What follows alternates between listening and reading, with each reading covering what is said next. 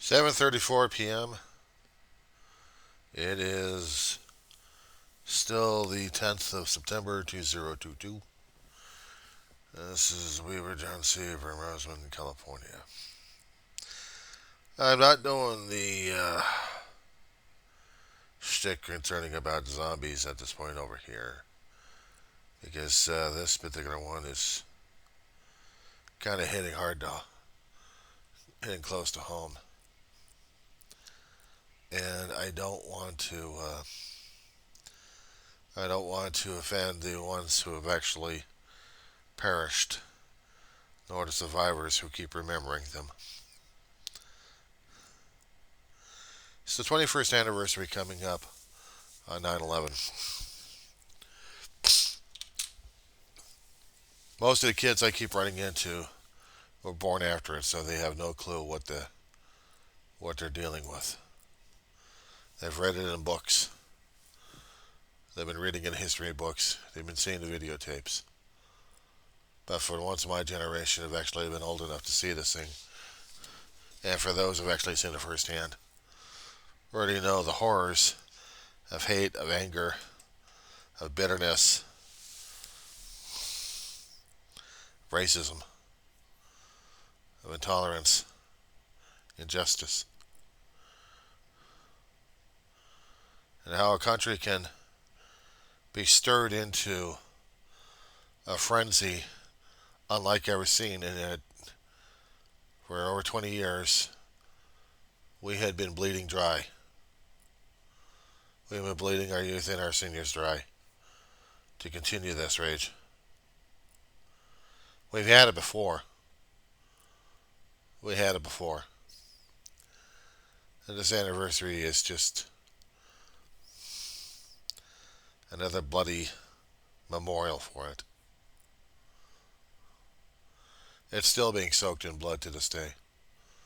Every time there's been racial injustice, doesn't matter if it was caused by a badge, a shield, or even somebody else doing something to somebody else or saying something else, it's still being soaked in the blood of it. Not injustice, but injustice, of intolerance, of hatred, of bigotry. We have had a lot of distress in the Middle East regarding Western interference with their ways and their cultures. Some of them wanted backward ass, according to Western viewpoints, while the West have been trying to educate and inform people about things beyond the country's borders or beyond cultural differences and religious intolerances. That trying to keep an open mind has been troublesome from the beginning. Human beings cannot, at least for the most part, keep their tempers for very long, or their mouths, or their thoughts. We still have this. We still have this plague in ourselves that we look at everybody else as if they're not worthy of anything, but they are. We try to tell each other, we try to teach each other just because of our own upbringings, regardless if it was religious based or not, regardless if it was of an upbringing concerning about theism or not. We still have an issue. People keep trying to focus at different points of view. I connect the dots throughout life. I've been connecting the dots for a long while. We couldn't stand each other. We couldn't stand each other for the life of us. We try to tolerate, we try to be peaceful. But there will always be others who want to take more advantage because they think they're more special. The us versus them. It's been ongoing since since mankind has been recording things and passing the word along from person to person. That's a long time. This is an anniversary. I can't say that it's unprecedented, but it is part of history that we can try following from one point to another point to another point to another point. It just never stops.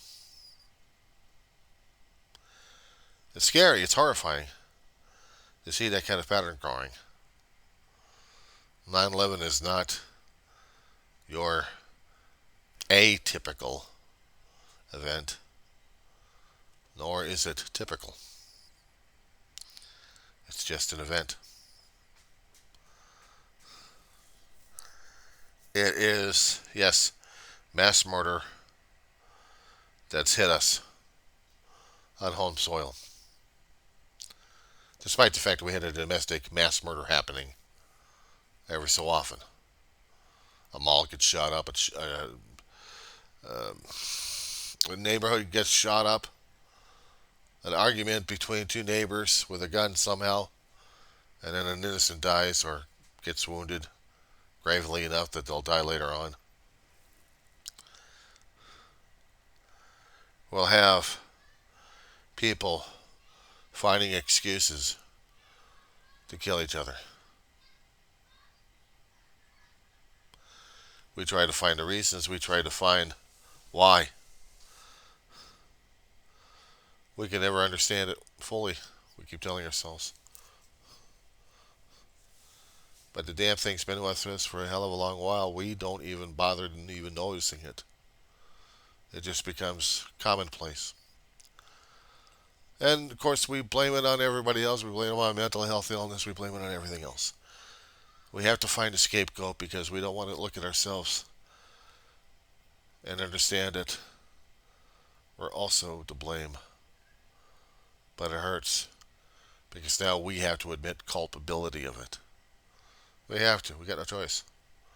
If we admit the culpability, then we can understand that it is still our fault. We have to accept responsibility for everything.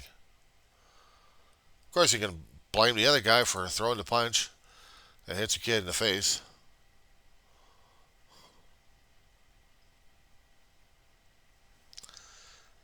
But what caused the damn thing in the first place? Sometimes you have to look at it on all sides. Said before, this is the 25th anniversary of the Twin Towers in New York that got filled.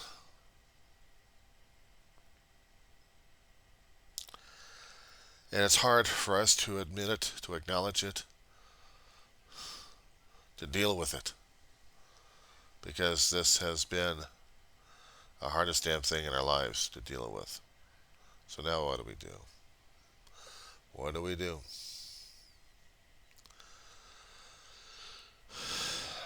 A restaurant, purportedly on social media, had tried to capitalize on a tragedy.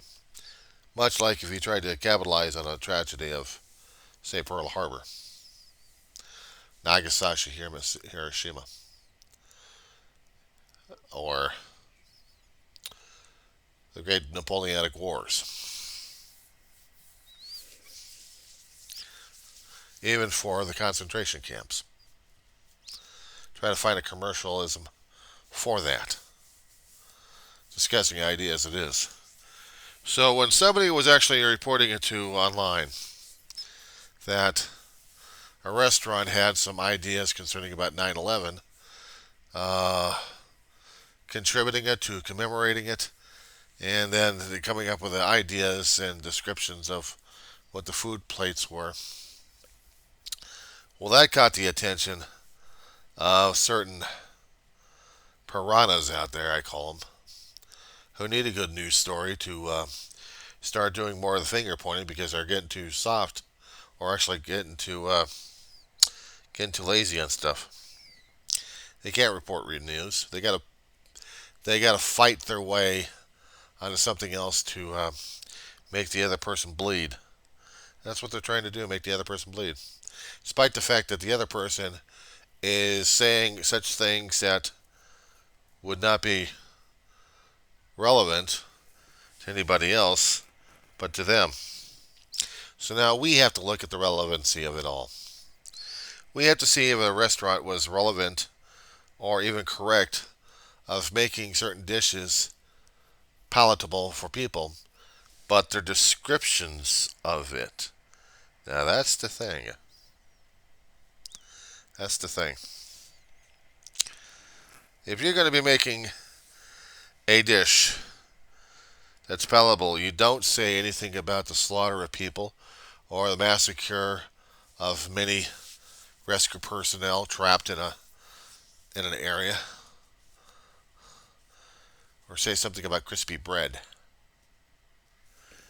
And you're talking about people dying in the fires, or you call them flatbreads, and you make jokes about people falling from the towers to their death.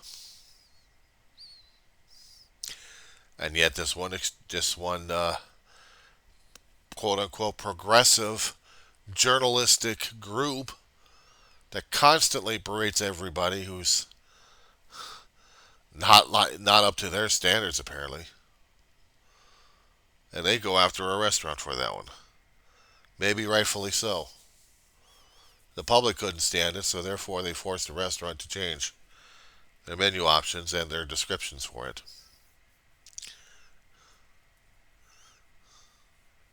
And they had to. It's one thing to try to find something meaningful to contribute something that has been totally devastating to a hell of a lot of people. That's what we do sometimes. To make fun of it all the time, some people try to take humor of it. Others don't find it so humorous.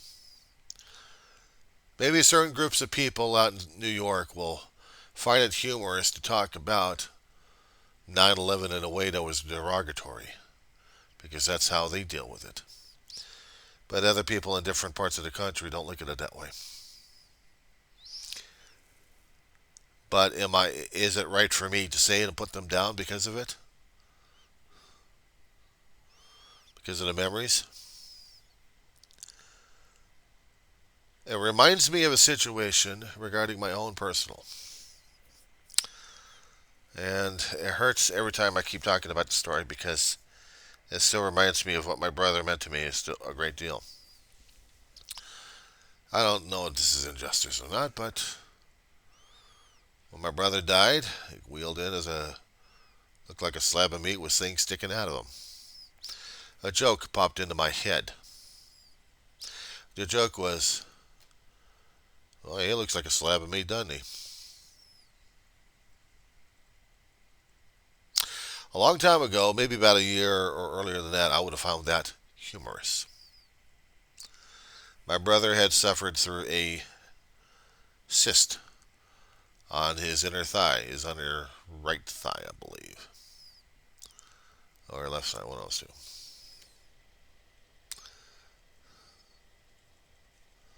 His left thigh. And he had to have outpatient surgery for it. Lots of bandages, central IV,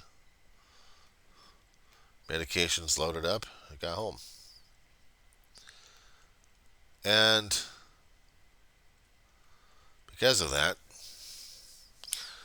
I had to be a skilled nurse to help me out with him. Take care of him. Teach me how to use the central IV. Well, he first showed the wound to the nurse because it was still patched up. They have new bandages out there I'd never even seen before. You could actually see the wound, but it wasn't oozing. It wasn't bloody all over the place because of the way the patch was put on. It prevented that. Not enough oxygen levels to really show if it was going to be really gross or not. And I'm seeing muscle structure of my brother. But for the first time in my life, I actually seen a human being without skin on an open wound. And it didn't faze me that much. But it reminded me of something that my brother had talked about a long time ago. A sicker joke when he was a young man working at a mortuary temporarily for a few months. Delivery driver, and then whatever they needed him to be. And he was at a coroner's office, and he was seeing one of the coroners opening up a person's skull. And he saw the brain for the first time. It's like, cool. And he's telling me about this one. He was telling me how fascinated he was. This was years later when he could actually stomach the damn thing. So I'm listening to him thinking, whoa. But there was other guys right by him that were having field day over it. This was not like watching an old television show of Quincy MD, the opener, where the coroner is showing the human body to the would-be coroners out there, and they're fainting like crazy. No, my brother's watching this damn thing. He's going, whoa, that's cool. And the coroner had to move the guy, and out plopped the guy's brain, already disconnected from the nervous system. And some of the people are looking at my brother like, all right. And my brother's looking at him going, cool. Anybody for cold cuts? Even the coroner, who had been there for so many years, had to go outside, not to laugh. There may have been laughter long afterwards, but. So he told me that story several times in his lifetime. Kind of stuck in my head. So I'm seeing my brother with a bandage that's already been changed. And he's already got this exposed, and I'm smiling my ass off. I'm thinking, I was in the same damn shit my brother was in the first place. Because now I've got the nurse next to me who's a healthcare professional, who's seen probably a lot of things that probably made her sick. But she probably would have a way to cope with this. And my brother's looking at me saying, what? I'm saying, nothing. Say it. I'm not, just say it, John. Anybody for cold cuts? My brother and I laughed our asses off while the nurse is like, the same reaction. It's like what goes around comes around. My brother had the same reaction when he had a brain plopping in his hand, and he's telling people about this, and people are reacting. I'm saying this to him, and he got the joke automatically because of what the stories we shared both.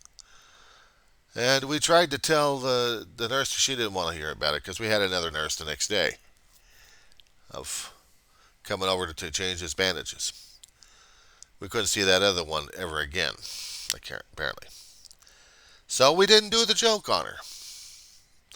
But we tried to explain. Didn't help much.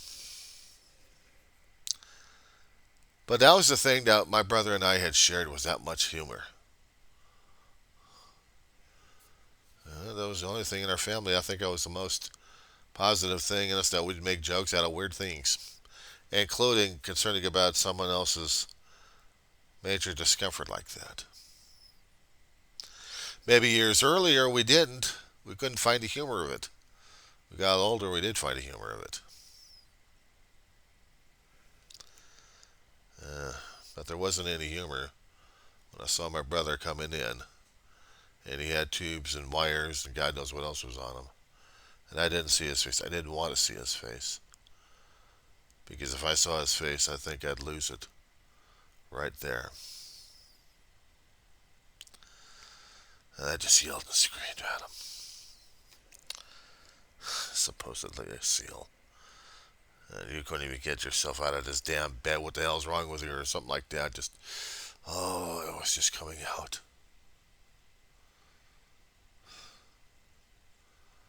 And the horror of that stayed with me for a hell of a long while. So, a couple of days ago, I had to deal with the death of my brother. I had to deal with the anniversary. I had to deal with the feelings. I had to deal with the sights of it, with the memories of it, and the fate of a joke that was lingering in my head regarding this. Seeing my brother ultimately as a meat course. They fought like hell to get my brother to breathe, and he didn't, and he just came in all alone. They had to make him pretty.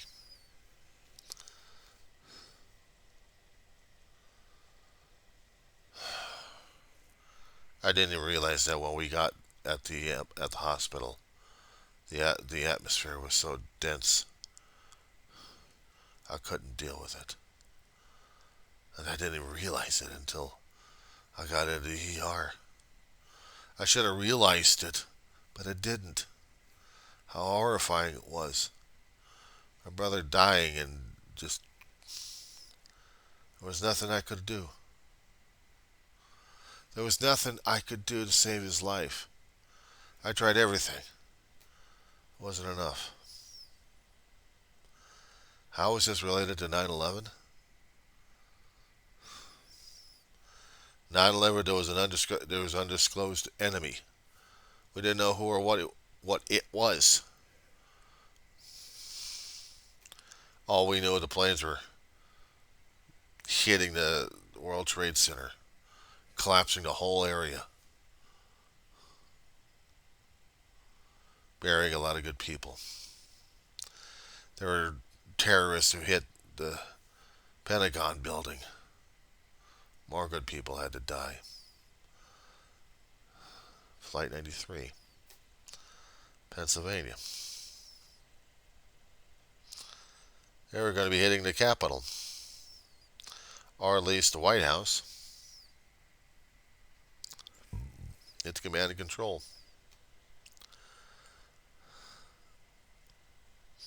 Didn't happen. It didn't happen during that time.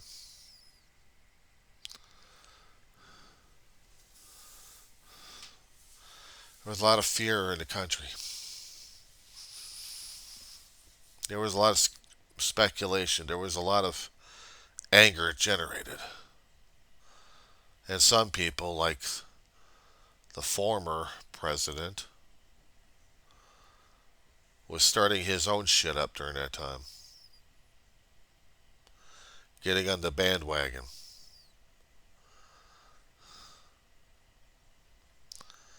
And now I just hope he gets his.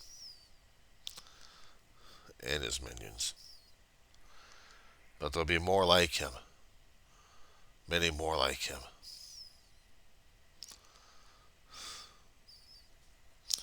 How am I supposed to be remembering 9/11? A lot of us don't want to remember it at all. But it's like the survivors who fought and died in World War II, and those who were subjugated and suffered under a regime that didn't give a shit about people at all, but only about its own self. Mass murder and mass extinction was nothing to them. So we have to still keep remembering that, just like we have to remember 9/11.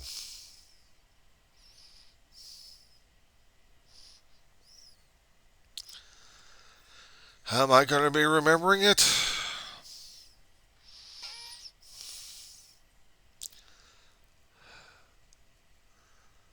I talk about it. I talk about the tragedy. I talk about the courage of firefighters who didn't know that they were going to be doomed if they went anyway. Police officers trapped, Port Authority, firemen, military. None of them were preparing for that day of days. None of them. Nobody was preparing for the day of days when we actually had Pearl Harbor happening. Nobody. We should have had word, but we didn't. We should have had word concerning about 9/11. We hadn't. We should have, but didn't have it. So the next tragedy we're going to be happening at this point over here, we're supposed to have it, but we didn't have it ready until it happened. And then we get the fingers pointing at everybody else. Would you call it out the January 6th, one of those kind of days?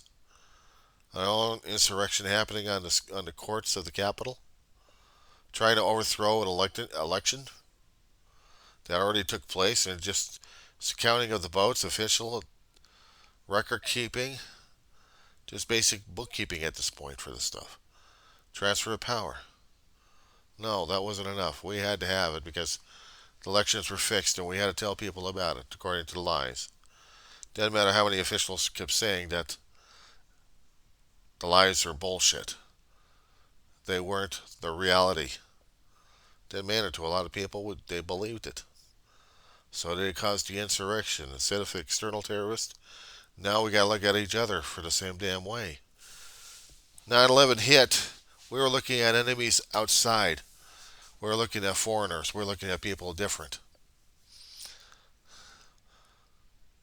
And now January 6th happens. We're looking at ourselves in the mirrors. Are we that enemy? How are we supposed to look at 9/11 now? Is how we're supposed to be looking at January 6th. Because now things have changed. Enemies, foreign and domestic.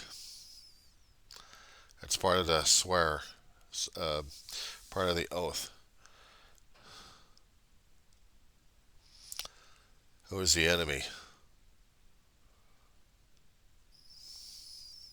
Who is the enemy?